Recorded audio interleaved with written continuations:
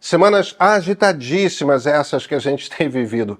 Mas enquanto a gente se distrai com as agruras do ex-presidente, Lula está no cargo faz já 9 meses. E depois desses 9 meses, a gente já ouviu agindo incontáveis vezes. Já dá para dizer como esse Lula entende a presidência e quais são as suas prioridades de governo. Ou seja, qual é a doutrina Lula 3 e como ele age para conquistar seus objetivos.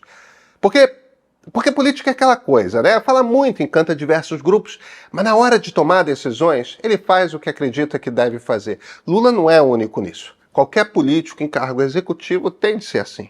Pois bem, quem defende uma política mais identitária, voltada para a inclusão de minorias no poder, esquece. Janja defende essas posições, mas o presidente é o marido dela. Identitarismo está longe de ser sua prioridade. Quem acredita em política voltada para sustentabilidade, cuidados com o meio ambiente, aí é um pouco mais complicado. Lula será aliado, mas vai depender muito das circunstâncias. Que circunstâncias? Já já a gente chega lá. Quem compreende a economia como uma na qual o cofre do governo é meio que sem fundo, porque o país emite sua moeda e, portanto, pode gastar quanto quiser, bem, é melhor esperar para eleger outro. Lula não acredita nisso. Não quer dizer que ele vai fazer um equilíbrio fiscal rígido, mas ele acredita em ter as contas em ordem. Isso faz de Lula um liberal? Claro que não. Há muito mais pontos da sua visão econômica que o distanciam bastante de qualquer liberal. Isso tem a ver com a maneira como ele vê o Brasil no mundo. A gente também chega lá. A outra questão aí, a do republicanismo. Lula 1 e 2 era bastante mais republicano do que Lula 3. Após o impeachment de Dilma, da Lava Jato e da sua prisão, ele acredita que precisa aparelhar o Ministério Público e os tribunais superiores, principalmente o Supremo Tribunal Federal. Suas indicações para esses cargos não serão progressistas. Ele não vai mexer 1 milímetro por mulheres, por negros, por indígenas. Também não vai escolher nomes que beneficiam pautas ligadas à esquerda. Sua prioridade simplesmente é outra. Quer pessoas da sua mais irrestrita confiança que, se ali no futuro for necessário, votarão em seu favor ou em favor dos seus aliados. E que ninguém espere uma revolução na qualidade da educação ou na melhoria do SUS. Essas não são prioridades do governo. O foco do presidente não está ali.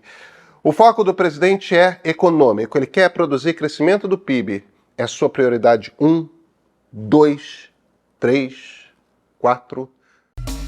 O ponto principal aqui é o seguinte: sem amplo apoio do Congresso, Lula não acredita que tenha muito espaço para agir.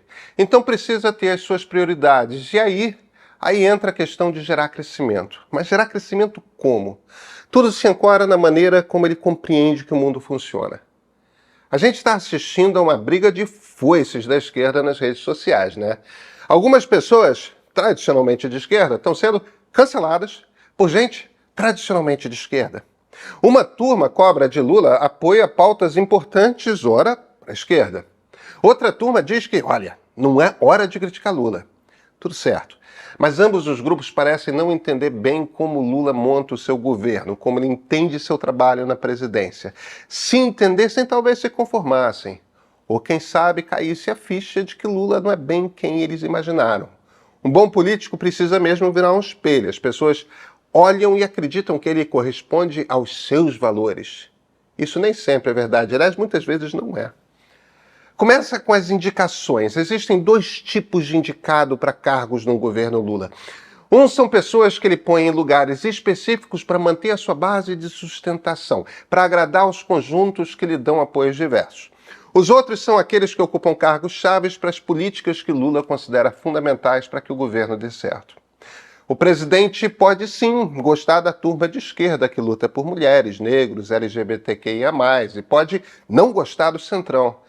Mas em sua cabeça, ambos ocupam a mesma caixa, é a dos cargos que servem para composição de base de apoio.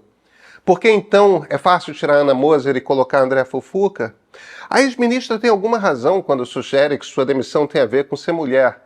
Ela estava numa espécie de cota para agradar os movimentos que exigem maior participação de mulheres.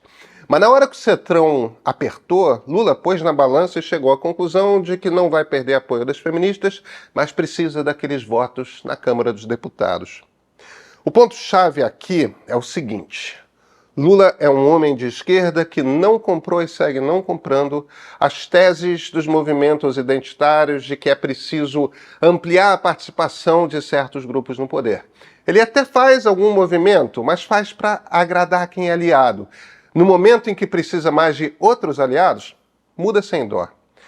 O debate sobre a indicação de Cristiano Zanin para o Supremo Tribunal Federal é a mesma coisa, e será rigorosamente igual com o segundo indicado, como será com a pessoa para a Procuradoria-Geral da República. Lula vai escolher quem é da sua mais estrita confiança. Por quê? Porque se houver uma nova virada de humores no país, não quer Ministério Público e Supremo ameaçando a ele ou a quem lhe é próximo. Nesse sentido, os critérios de Lula serão rigorosamente os mesmos de Jair Bolsonaro. Nomeia quem o defende. Se a pessoa vai votar como conservador, olha, dane-se. E quando Lula sugere que seria melhor que os ministros do Supremo não tivessem seus votos pessoais publicados, a questão em essência é só essa. Não quer ser cobrado se puser conservadores na corte. Então, gente, transparência e republicanismo tampouco estão entre essas prioridades do presidente, tá? Toda essa lógica de apoio se dá em função da sua visão de mundo. Ele precisa fazer o país crescer e, para Lula, fazer o Brasil crescer economicamente passa por 3 eixos. O primeiro é a responsabilidade fiscal. Ele não vê a economia como a turma da Unicamp, ao menos não plenamente. Lula acredita em responsabilidade fiscal. Não acha que dá para gastar dinheiro à vontade, não quer correr o risco de ver inflação disparando. Em seus outros mandatos, trabalhou para formar as reservas em dólares que o Brasil ainda tem. E vai trabalhar para gastar menos do que ganha. Agora, Lula também não quer cortar gastos públicos. E parte da importância que dá para crescimento é justamente isso. Se o país cresce mais, arrecada mais, não precisa cortar. O segundo eixo passa por que gastos públicos são esses? Para além dos programas sociais, ele acredita em subsidiar a indústria nacional, em fazer obras para injetar dinheiro na economia via empreiteiras. Ele acredita que sem o Estado tomar essa linha de frente, a economia não se move. E aposta em setores tradicionais, como a indústria automotiva, a linha branca, construção civil e, claro, produção de petróleo. Nesse sentido, não é nada diferente de Ernesto Geisel ou Juscelino Kubitschek. Nem os setores beneficiados mudam. Já já, se a conta permitir, a gente vai ouvir falar em indústria naval. E aí vem o terceiro eixo. Na cabeça de Lula, o jogo internacional tem cartas marcadas. Organismos como a Organização Mundial do Comércio, a moeda usada nas compras exteriores, tudo é um jogo feito para beneficiar os Estados Unidos em primeiro, a União Europeia e o Reino Unido em segundo, os seus parceiros.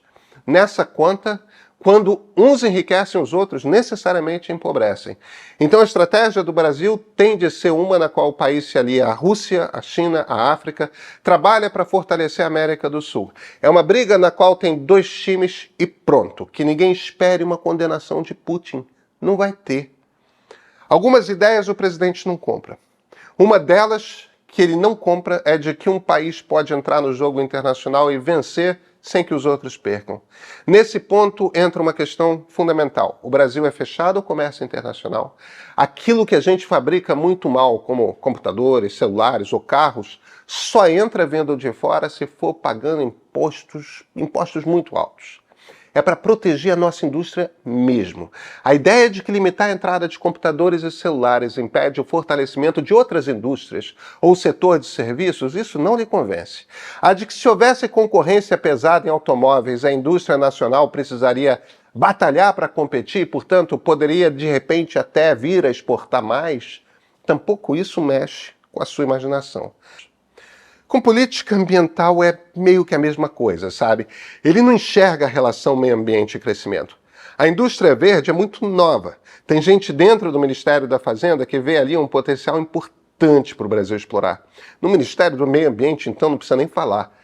Mas não está no discurso de Lula. No que fala, o presidente se queixa que existe um neocolonialismo verde. O que ele quer dizer com isso é que a pauta ambiental é mais uma desculpa dos ricos para impor limites ao nosso crescimento. Sobre o petróleo, vai na mesma linha. Esse é Luiz Inácio Lula da Silva. Não quer dizer que seja o governo dele, tá? Muita gente no governo acredita em muitas outras coisas. No valor da educação para crescimento ou que responsabilidade fiscal é um freio desnecessário. Tem gente que acredita em economia verde, que oportunidades de indicar nomes deveriam ser aproveitadas para ampliar a diversidade no poder. Tem muita gente que acredita em muitas coisas diferentes. Tem até muitos liberais trabalhando no governo. E agora tem um bom número de conservadores do Centrão também. É um governo diverso. Mas, ora, Lula acredita em distribuir cargos para ampliar a base de apoio. Não quer dizer que vai botar essas ideias em prática.